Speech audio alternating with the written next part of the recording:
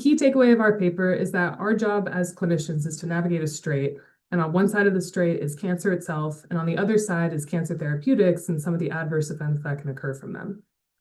My name's Ryan Brown. I'm a Cleveland Clinic internal medicine resident, finishing up my internal medicine residency right now, and I'll be starting my hematology oncology fellowship at Mayo Clinic in Arizona this coming July. The title of our study is Navigating Between Scylla and Charybdis, Cancer, Lorlatinib, and Neurocognitive Adverse Events.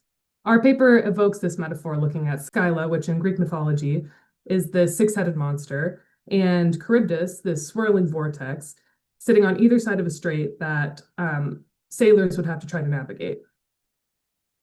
Our use of this metaphor is to look at our six-headed monster Scylla is cancer and the problems that occur with cancer. And Charybdis on the other side is the events that can sometimes occur from our cancer therapeutics. Specifically here for us, it's non-small cell lung cancer with ALK rearrangements as our Scylla, and then our Charybdis is Lorlatinib and the neurocognitive adverse events that can occur from it. What we found in our paper is that, Lorlatinib is a newer third-generation tyrosine kinase inhibitor that's used for these ALK-positive non-small cell lung cancer, specifically metastatic. It has been an incredibly effective medication, but it is not without problems. It does have some neurocognitive adverse events that are associated. Unfortunately, some of our patients are reporting that they have issues with memory impairment, cognition, mood disorders, hallucinations, even so far as nightmares. These are pretty important things to consider for our patients because they can impact quality of life to a fair degree. But on the same side, patients are coming to clinicians at the Mayo Clinic to be very aggressive in their cancer treatments. And so being aware of that and making sure that we are aware of the problems that can occur with some of the treatments that we offer them is incredibly important. Mayo Clinic's very different in the sense that they are not just treating metastatic ALK-positive non-small cell lung cancer, they're treating patients with these cancers. And so being aware of how we can best navigate these problems for our patients and making sure that we're allowing sort of individualized cancer treatments is going to be the best to make sure that we give our patients a fair shot at, number one, treating their cancer, and number two, living very high quality lives that are also safe. At the end of the day, our whole goal here is to try to find the best way through this very perilous strait.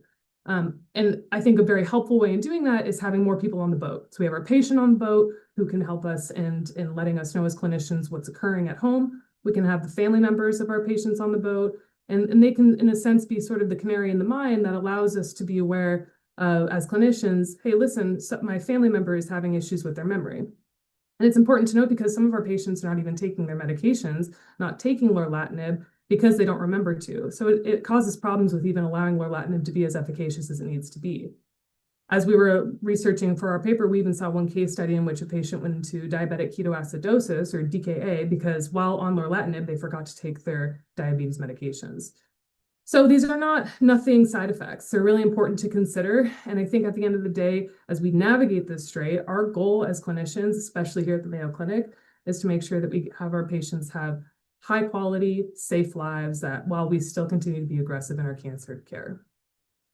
We hope that you found this presentation from the content of our website valuable.